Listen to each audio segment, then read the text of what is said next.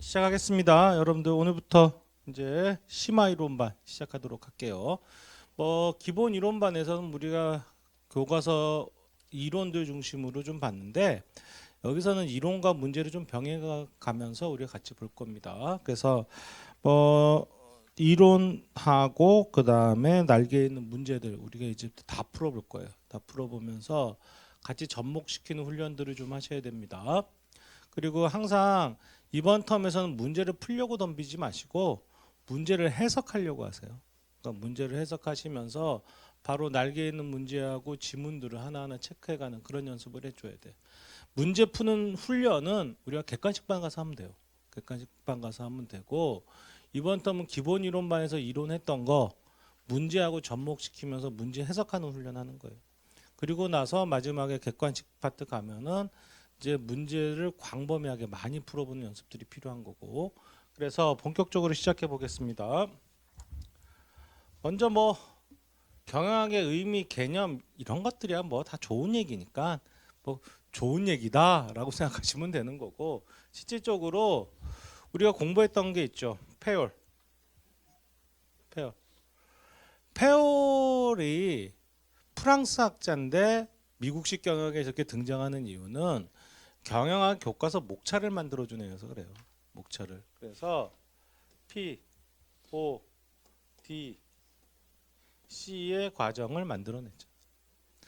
그리고 이러한 것들을 토대로 해서 경영은 기본적으로 효율적 기업 운영을 통해서 이 효율성을 통해서 어떻게 하면 목적을 효과적으로 달성할 것인가 요거를 추구하는 학문적 체계라고 보시면 됩니다. 그래서 시험 범위라는 게 여러분들 실제적으로 기본 이론반에서 우리가 전체적 틀을 미리 구축을 해줘야 돼요. 경영학이라는 게 딱 교과서로 한정되어 있는 과목이 아니야. 실제적으로 우리 일상에서 모든 활동들이 다 기업하고 연계가 돼 있죠. 그러다 보니까 우리 일상 전체를 다루는 학문이 될 수도 있어요. 자본주의 사회에서. 그러다 보니까 기본 이론이라는 큰 프레임이라는 건 존재해. 큰 프레임 아래서 계속 접목시키고 활용하고 응용한단 말이야. 그러다 보니까 전체적인 틀을 딱 잡고 가지 못하라면 그런 약간 응용된 문제를 풀기는 어렵습니다. 그래서 단편적인 교과서상에 나와 있는 거 찍어내기 이런 문제들을 대다수기는 해. 대다수기는 하지만 여러분 시험에서 한 세네 문제 정도는 그걸 응용하는 쪽으로 많이 풀어냅니다. 그러다 보니까 전체적인 프레임을 여러분들이 갖고 있지 못하다면 그런 문제들은 포기할 수밖에 없어. 그래서 경영학은 큰 틀에서의 프레임을 가져가는 연습을 하라고. 그게 필요합니다. 여러분들 영어 공부할 때도 맨날 똑같은 문장 나오는 건 아니잖아. 그렇죠? 여러분들이 단어를 이해하고 해놓으면 그걸 응용한 문장들이 나오는 거나 똑같은 얘기라고 보시면 돼요. 그렇게 공부하셔야 되고, 그리고 경영학적 마인드가 없어서 저는 잘 안 돼요. 그럼 살 수가 없다. 그렇죠? 오늘도 계속적으로 기업 활동 속에서 여러분들 커피도 사 마셨을 테고 교통비도 지급했을 테고 기업들의 활동에 엮여 있단 말이야. 근데 경영학적 마인드라는 거는 태어나서부터 갖고 나온 사람이 어디 있어? 그러면 사회주의 국가에서 태어난 애들은 경영학, 경제학 이런 거 전혀 못 하겠네? 오히려 걔네들이 잘할 수도 있어요. 걔네 시스템상에서는. 우리 시스템에는 우리 시스템에 맞는 것들이 있는 거고. 그래서 경영학이라고 하는 건 마인드의 문제가 아니라 결국에 친숙도예요.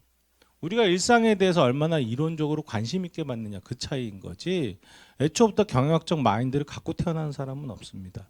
그래서 여러분들이 기본 이론만에서 우리가 공부했을 때 용어하고 개념은 명확하게 잡고 우리가 이제 이거를 문제 연결시키면서 복습을 하는 과정이 따라와 줘야 돼요. 그래서 계속 보는 거예요. 계속 보면서 자기 걸로 만들면서 큰 프레임을 갖지 못하면 문제가 생기는 거예요. 그래서 경영학은 여러분의 일상에서 이루어지는 활동들이다 보니까 굳이 예습 같은 건 필요 없어. 대신에 이 일상에서 우리가 겪었던 것들을 어떻게 해줘야 돼요? 복습을 통해서 이론적인 체계로 접근을 해줄 필요가 있는 겁니다. 그래서 그러한 맥락 아래서 우리가 경영학을 효과적으로 공부하기 위해서는 뭐 앞서도 얘기했지만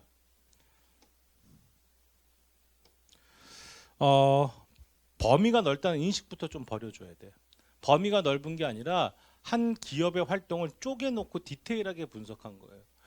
자네의 몸뚱아리를 간, 내장, 위장, 위 이런 식으로 해서 분류해 놓은 것뿐이야. 하지만 그게 다 합쳐졌을 때 이 사람이 되는 거죠. 똑같은 내용이야. 그러니까 범위가 넓은 게 아니라 그걸 디테일하게 쪼개 놓다 보니까 그렇게 된 거죠. 그래서 그러한 인식부터 좀 버리시고 여러분들이 항상 경영학은 전체적인 프레임을 가져가려는 이런 훈련이 필요하다라고 인식을 하시고 접근들을 좀 해주셔야 돼요.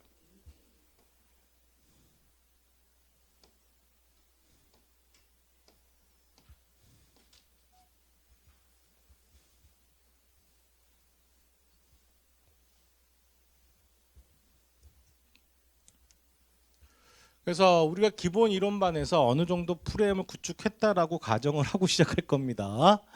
그리고 나서 여러분들하고 문제 연계해서 볼 거고 앞서 얘기했듯이 이론 프레임을 기본 이론반에 잡고 그 다음에 문제를 해석하면서 문제하고 연계시키는 거야. 그 다음에 객관식반을 통해서 어떻게 하면 문제에 좀 더 익숙해지게 훈련시켜 나가는 일련의 활동이라고 보시면 됩니다. 그래서 이번 텀에서는 여러분들하고 이런 이론 확인, 문제 연계 요 정도 선에서 우리가 가져간다고 생각하시면 되고 그래서 여러분들 뭐 오늘은 OT하고 여러분들 그 다음에 7급 문제 풀어드릴 겁니다. 오늘은 그래서 우리가 기본 이론반에서 이론 다 끝나고 9급 봤었죠. 오늘은 조금 더 이제 7급 것까지 한번 풀어보고 그 다음에 경영 일반 쪽하고 전략의 맛배기 정도 들어갈 거야. 경영 일반. 그리고 뭐 항상 뻔한 얘기가 되겠죠. 여기까지가 경영 일반이고 그 다음에 여기가 뭐예요? OB 조직 행동론 쪽이 되고 여기가 인적 자원 관리 그 다음에 마케팅 그 다음에 오퍼레이션 그 다음에 회계 쪽으로 우리가 진행을 할 겁니다. 그래서 실제적으로 여러분들 우리가 12번 정도 수업을 할 거야. 12번 정도 수업을 할 건데 좀 부족하면 제가 보강 한두 번 정도 할 수는 있다. 근데 기본 프레임으로는 12번 정도 가져가는 거고 하는데 기본적으로 여기까지가 뭐예요, 여러분들? 경영의 전체적인 프레임이고 그 프레임 아래서 조직을 만들고 사람을 관리하고 대고객 접근 활동을 해주고 제품 만든 다음에 뭐 해줘야 돼? 여기서 평가적 활동과 재투자 활동 이런 것들이 회계하고 재무관리 쪽에서 나오게 되는 거지.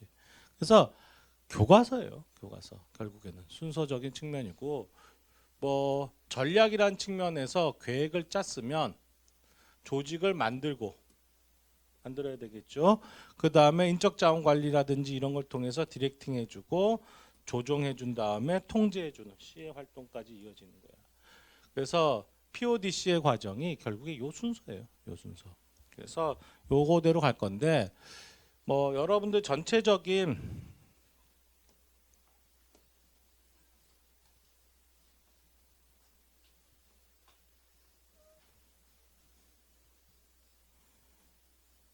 출제 경향을 우리가 한번 보면은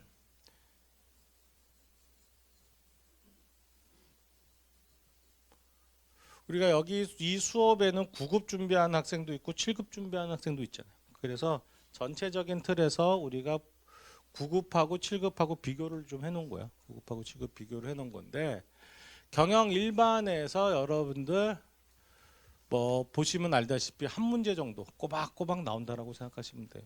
꼬박꼬박 나오는데 특히 뭐 경영학의 발전 과정 이런 쪽에서 우리가 한 문제 나올 때가 있고 아니면 경영 일반에서 좀 더 많은 문제가 나오기도 해요. 그래서 뭐 많이 나왔을 때는 세 문제 정도 선에서 나오는데 뭐 전체적으로 경영 일반에서 항상 세 문제 정도 선에서 보는데 2024년도만 한 문제씩밖에 안 나왔었던 거야. 그걸 제외하고는 거의 한 그러니까 평균적으로 보면은 한 9급이나 7급이나 전부 다 한 두 문제 정도. 그러니까 이론 기업론 쪽에서 한 문제, 그 다음에 경영 이론 쪽에서 한 문제 정도 항상 나온다. 그 정도로 생각해 주시면 돼요. 그러면 경영 이론 쪽에서 나오면 뭐가 나올까? 주로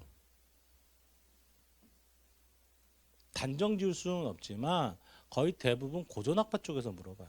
고전학파 쪽에서 테일러나 포드 군이잖아요, 여러분. 그러니까 효율성을 좀 더 강조하는 거야. 근데 간혹 거기서 조직이라는 걸 이해하고 연결시키기 위해서 인간관계론 정도 그런 식으로 나와주지 뭐 아주 복잡한 문제가 나오지는 않아요. 그러니까 저 부분에서 두 문제 정도가 나온다. 그러면 이거는 뭐 다 맞고 시작해야 되는 거야. 그 다음에 전략에서 실제적으로 국제경영 시사 이런 부분까지 합쳐서 2022년도 구급대에서 가장 많은 문제가 출제됐던 적이 있어. 뭐 저는 뭐 전략만 공부하면 되겠네 싶을 정도로 조직 파트도 전략하고 연계되어 있는 문제가 나오면서 거의 5문제 이상이라고 보시는 게 맞는데 뭐 지금 와서는 한 3문제 정도. 뭐 올해 7급에서는 뭐 한 문제밖에 전략에서 한 문제밖에 안 나왔는데 뭐 실질적으로 여러분들 여기서도 한 3-4문제 정도, 3문제 정도 나온다라고 생각하는 게 맞아요. 그래서 평균적으로 봤을 때 3문제 전략에서 그 다음에 국제경영 파트는 항상 모르는 파트야. 국제경영 파트는 한 문제 나올 때 있고 안 나올 때 있고 하는 부분이어서 그 정도로 생각해 주시고 그 다음에 조직 파트로 넘어가셔서 거의 일반적으로 동기부여 이론이나 개인 차원에서 혼합된 문제가 하나 정도, 리더십 하나, 집단 차원 하나, 그 다음에 거시조직론 하나 해서 3문제 내지 4문제가 나와줍니다. 항상. 그래서 뭐 이때 올해가 가장 평균적인 측면이었어. 이렇게 나왔고 그 대신에 7급에서는 좀 더 리더십이라든지 조직 파트가 조금 더 강조된 겁니다. 그래서 전체적으로 봤을 때 다른 파트보다 이 부분이 강조가 돼. 근데 이런 건 있어. 집단 차원이 강조되면 개인 차원의 비중을 줄이고 개인 차원의 비중을 높이면 집단 차원을 늘리는 거야. 그래서 항상 왔다 갔다 하는 성향이 좀 보이지만 우리가 여러분들 다 알다시피 이 경영 조직론까지는 거의 100%다 맞아줘야 되는 파트야. 여기까지 해서 하나라도 틀리면 1년 더 공부해야 돼. 알겠죠? 그러니까 여기까지는 무조건 다 맞추는 거야. 여기까지는. 그리고 이제 인적자원관리까지도 마찬가지야. 인적자원관리까지도. 왜냐하면 인적자원관리가 여러분들 시험에서는 본래는 인적자원관리가 공부나 학문적으로 보면 제일 어려워. 제일 어려운 파트인데 시험으로 보면 가장 땡큐한 파트일 수 있어. 왜 그러냐면 이론적으로 접근한다든가 해서 새로운 변화를 도모한다기보다는 현재 있는 시스템을 가르쳐 주는 거예요. 그러니까 왜 새롭게 변화되는 건 단정 지을 수가 없죠.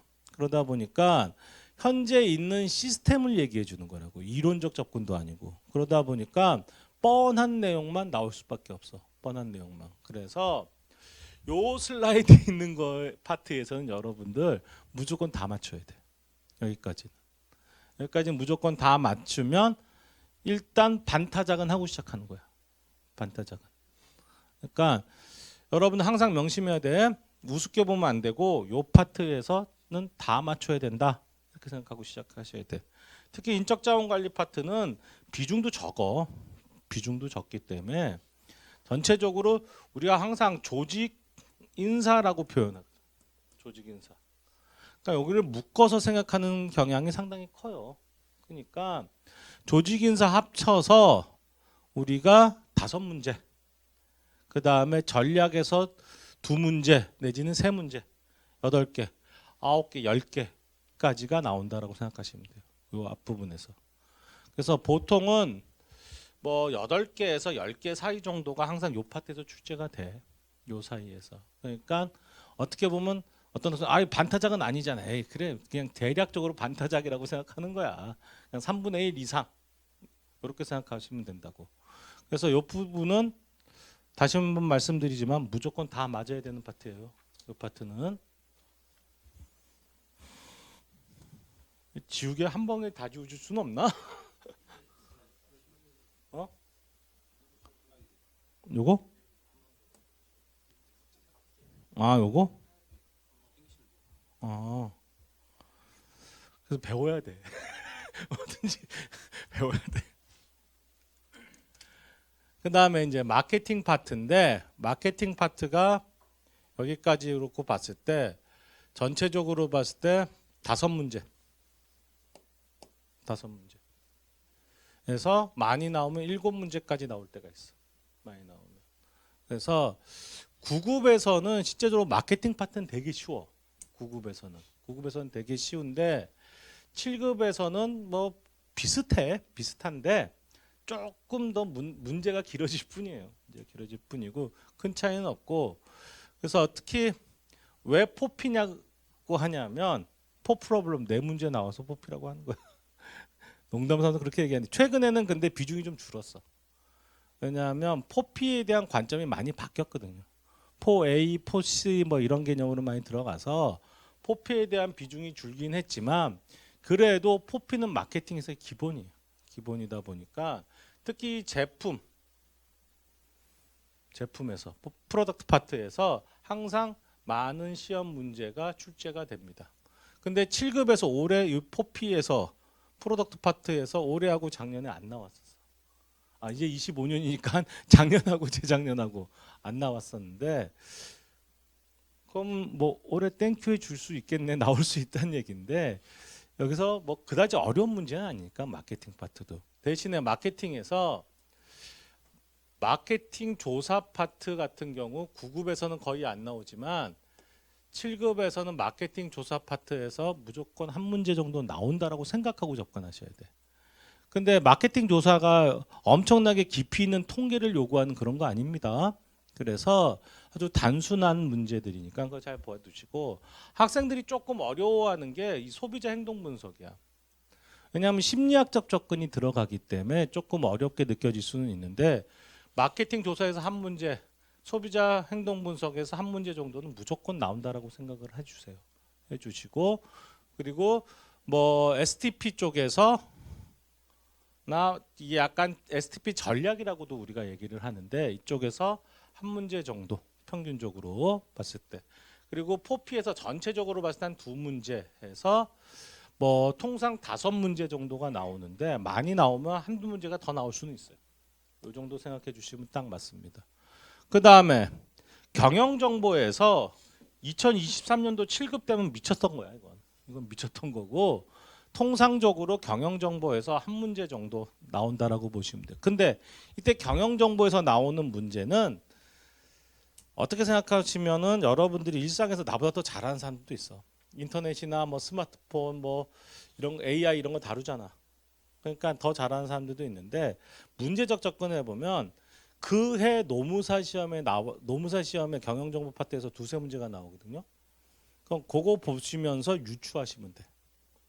그래서 우리가 막판 가면 노무사 문제 풀어드릴 거예요. 풀어드릴 텐데 뭐 기본 이론반에선 제가 9급 풀어주고 그 다음에 뭐 심화반에서는 좀 이따가 7급 같이 풀어볼 거고 그 다음에 객관식반 가면은 이제 노무사 문제도 한 번씩 풀어볼 거예요. 그러니까 그리고 나중에 기출풀이반 가서는 전체 다 볼 거고 다 볼 건데 그런 식으로 해서 접근해 주시면 좋아요. 노무사 시험에서 나온 그 노무사 시험 문제가 여러분들 군무원 시험 난이도하고 좀 비슷하고 접근 방식도 조금 약간 유사합니다. 그러니까 노무사 시험 문제는 제가 노무사 1차 시험 문제는 여러분들 다 풀어 드릴 거야. 그러니까 그거는 같이 공부를 하셔야 돼요. 그거는. 그리고 여러분들 제일 싫어하는 파트 중에 하나지. 그래도 답이 딱 떨어지는 파트가 이 생산 운영 관리. 뭐 대학에서는 학생들한테 수업할 때 생산 운영 관리 학생들이 제일 싫어해요. 가장 어렵거든. 가장 어려운데 노무사 시험이나 여러분들 군무원 시험에서는 이 생산 운영 관리 파트가 개념 중심으로 물어보기 때문에 아주 쉬워요. 그리고 뭐 계산 문제가 나온다라고 하면은 공식 한 2개 정도만 외우고 있으면 아주 쉽게 푸는 문제예요. 특히 이 수요 예측에서 계산 문제가 많이 나와요. 수요 예측에서. 그 다음에 수요 예측이래 봤자 그럼 뭐겠어요? 이동평균법하고 그 다음에 또 지수평할법. 그 정도 선에서 물어보니까 어려운 건 아니에요. 그러니까 뭐 몇 가지 계산하는 법만 알면 뭐 곱하기 나누기 정도만 하면 다 풀 수 있는 문제들입니다. 그 다음에 여기서 재고 관리에서 어렵게 내면 한두 끝도 없는데 그나마 어렵지 않게 나오고 있으니까 그래서 수월하게 접근할 수가 있어요. 근데 제일 어려운 파트가 실제로 보면 품질 경영 파트가 제일 어려운데 뭐 여기서 복잡한 통계적 접근, SQC적 접근이 안 나오니까 여러분 시험에서는 실제적으로 뭐그 식스시그마라든지 TQC, TQM 정도 선에서 접근을 하니까 뭐 개념 중심으로 보시면 돼. 개념 중심으로. 그래서 그리고 계량 경영 파트 안 나온다고 생각하시면 돼. 안 나온다. 계량 경영 파트. 근데 계량 경영과 연계되는 부분이 여기서 연계되어 있는데 그건 내가 다 풀어줄 거야. 근데 아주 복잡한 계량 경영 문제는 안 나오니까 5급 준비하는 사람에서는 나옵니다. 5급에서는 한 문제 정도 꼭 나오는데 뭐 9급, 7급에서는 그때 뭐 2023년도에 한 문제가 나오긴 했었는데 이거는 굳이 집어넣으니까 여기다 집어넣은 거고 다른 쪽하고 연계되어 있는 문제예요. 그러니까 계량 경영 파트는 그냥 잊어버리시고 가시면 돼요. 계량 경영 파트는 그거 풀 시간 있으면 다른 거 확인하세요. 그래서 이 생산 관리 쪽에서 보통은 5문제 정도 나온다라고 생각하시면 돼요. 그리고 회계하고 재무 파트가 있는데 회계 재무 파트 같은 경우 우리가 실제적으로 회계 파트, 재무 파트로 봤을 때 뭐 2024년 기준으로 7급에서 2문제. 근데 9급에서 오히려 좀 더 많이 나왔어. 9급에서. 근데 여러분들 우리가 기본 이론반에서 수업했을 때 마지막에 9급 문제 풀어봤죠. 오히려 회계나 재무 쪽이 어렵지가 않아. 오히려 말장난은 다른 부분이 더 어렵고 회계나 재무는 답이 떨어질 수밖에 없기 때문에 오히려 쉽습니다. 그래서 대신에 이제 원가 파트가 나오게 되면 좀 복잡해져. 원가 파트는. 그래서 그 부분 좀 체크를 해주시는데 7급에서는 뭐 그렇게 비중이 높지가 않아요. 높지가 않으니까 괜찮고 근데 재무관리 쪽이 또 한 2문제 정도 2문제 정도 해서 전체적으로 봤을 때 이 회계하고 재무관리를 우리가 합쳐서 4문제에서 5문제 정도 생각하시면 돼요. 그래서 전체적으로 우리가 25문제가 나와주는 거예요. 25문제가. 그래서 앞서 얘기했지만 분명히 우리가 교과서적인 부분을 좀 벗어나는 문제가 2-3문제 나와. 하지만 큰 틀에서 범주로 따진다면 요 범주에서 벗어나지는 않아요. 그러니까 약간 국어 시간처럼 만들어 버리는 거야. 국어 시간처럼. 그래서 생소한 문제다. 교과서 밖에서 나온 생소한 문제다. 그럼 국어 시험이라고 생각하세요.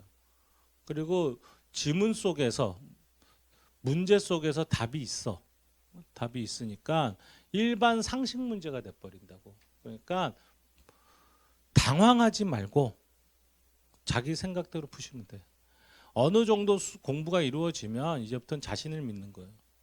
항상 학생들이 불안 심리, 결정장애 이런 것들이 발생하는데 왜? 자기를 못 믿어서. 공부가 부족한 것 같아서 이런 느낌이 있는데 우리 커리큘럼만 그대로 열심히 복습해가면서 따라온다라면 충분히 자신을 믿어도 돼요. 할 만큼 한 거야. 그러니까 대신에 열심히 안 하면 안 되지. 그죠? 열심히 해서 마지막에는 자기를 믿고 가는 거예요. 이렇게 해서 우리가 그 일반적인 OT 정도 선에서 맞추도록 할게요. 그리고 바로 우리가 7급 기출풀이 한번 시작해 보도록 할게요. 여기서 잠깐 끊었다 갑시다. 알았죠? 네.